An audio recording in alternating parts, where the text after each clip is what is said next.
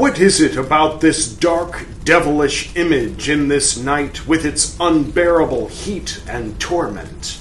My soul, mother of wisdom, answer me. You can see him, the newt of the abyss. I got better. But I get it, is what I'm saying. I get it. Like, I reserve the right to hold it as something I'm fond of, but not something that I put in the middle of my Rose Cross Lawman, or put there in the form that is nothingness and the nothingness that is form, and the veils of negative existence at the heart of my Buddhist and Kabbalistic soul. You know what I mean? The demiurge thing is the demiurge thing. My only point, and I guess my frustration or my actual issue with the demiurge thing, is get over it. You know, like, okay, sure, yeah, it's a real good metaphor. Now, try life without thinking about it all the time. You know, like, come on. That are against God, not like against, you know, the gun digging into my hip kind of thing. You know, like, no, not like that. No, that was a problematic movie. Classic Jim Carrey, but definitely not. Oh, that reminds me. I'm breaking my own rules, which kind of feels good, actually. What's that line from Golden Child? I thought you said I was supposed to stay on the path. Yes, but you must know when to break the rules. I'm really wanting to stick to only expressing what I want to express the way that I want to express it without thinking of other people. And so what happens with Chicken Philosophy is there's a few people watching, like a few. And so part of me, and I appreciate the people who are watching and the people who engage and the conversations back and forth. I like it. And I won't say but the point is I don't want to accidentally start doing it for you. Because once I do that, I'm no longer... If you've seen the early episodes of Chicken Philosophy, I kind of like went back and forth with this, like, oh no, I'm thinking of other people too much, you know, and I would rather nobody watch it and have it be purely just an opportunity for me to come up here and just rattle my mouth off about some shit, and rather than be thinking, okay, I should behave like this, I should smile like this, I should dress like this, I should, in order to try to guess what it is that people like, and then repeat it again and again. You're like, ooh, that's nightmarish for me. You know? I'm talking directly to Carl Jung here. Carl, is your spoiled nepotism Jesus' brother Leto II from God Emperor of Dune and Children of Dune, obviously, and his memory is in Heretics and Chapter House, of course. There are no other books. Those don't count. Stop counting. No, I mean, they're all right. I mean, sort of. Fan fiction, we'll call it. Where were we? Ganesh Chaturthi. Am I pronouncing that right? It's raining very nicely.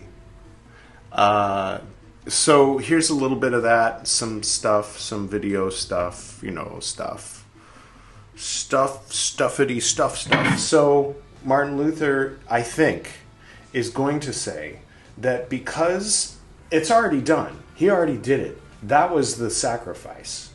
That for us to say, let's invent a ceremony that we have to do over and over, and we'll call it a sacrifice and a sacrament, and we'll say that, you know, by eating this magic trick cookie, that's what saves you, you know, when in actuality it was the crucifixion and resurrection of the lamb that became the man lamb God.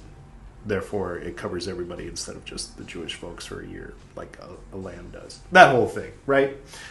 Doesn't make sense. We'll just move on. Don't worry. At your core nature, you are that nothing, which it's not something to freak out about. I mean, if you're ready. If you're not ready, then sorry. fucked you up. When I had fewer folds, when I had a more smooth brain in decades of yore, I had no tolerance for introductions, especially for like a translation of something that was old.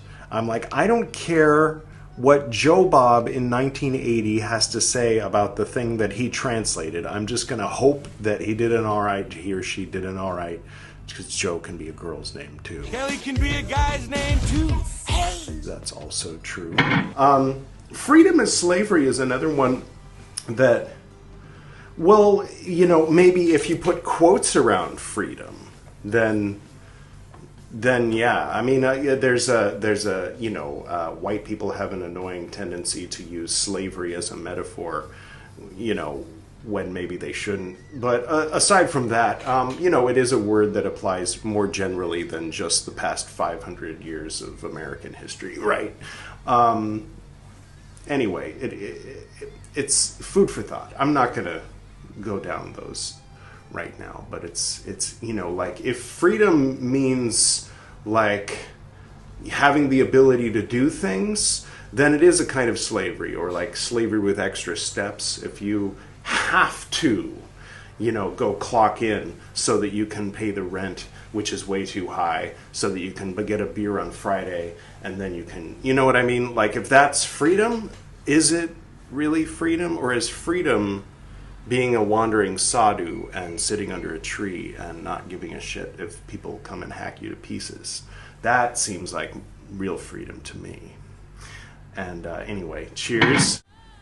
Many forms of Christian mysticism and Gnosticism are founded upon the Kabbalah. Wasn't I just saying something about that? What is distinct to the Sophian tradition, as implied in its tracing its origin back to Saint Mary Magdalene. For the people on the audio only, I'm pointing repeatedly at the screen and flashing different artistic depictions of Saint Mary Magdalene. Says the magic words and lifts the host and rings the bell, and then you kneel down and the priest puts it on your tongue. Because that's what I thought you were talking about when you said the Mass, but he might be specifically condemning that N is unnecessary. The practice, which apparently existed back then, of rich folks just saying, "Hey, come to my castle and give me the Mass. I don't want to soil myself with the presence of the commoners in the church. Just please, you know, forgive my sins and put the cookie on my tongue." And do it during Shavasana. Blow people's mind. I used to do one where you connect with the earth like you do before Cone of Power, or when you put the roots in the ground at the center of the earth, but different. Obviously, because you're teaching a yoga class, you don't want to get too weird, but you can get pretty weird. But anyway, like connecting with the steel and concrete of the, you know, the Crunch Fitness on Hollywood, or in Hollywood on Sunset and whatever. And then into the ground, and then the bedrock, and down into the mantle, and down to the white hot center of the earth, and then letting everything drain out of you from the day, the week, the month, the year, the lifetime. All anxieties about the future, just let them all pour down through the concrete in the building immediately beneath your back, down into the white hot core of the center of the earth, and allow all of these things to you know, get in touch with, like, it's as if you had 1,000 arms, and you didn't realize until this moment that at the end of every arm was a hand grasping something. Let all the hands release at the same time. So next time, it's going to be Edward reading Carl Jung as it was in the beginning. Today is the end of cycle. So there it is. Later, there'll be a video that you're also hearing me on, so it might be, I'm trying to do two things at once. I'm at the end of the episode itself, and I'm speaking at the end of one of those 15 pinwheel spinny things over yonder. Is it over there, or is it over there? Oh, it doesn't matter. Anyway. Yeah, so this is a green and yellow episode. It's the 15th of the 15-part 8-part cycle of the colorful chicken wheel permutations.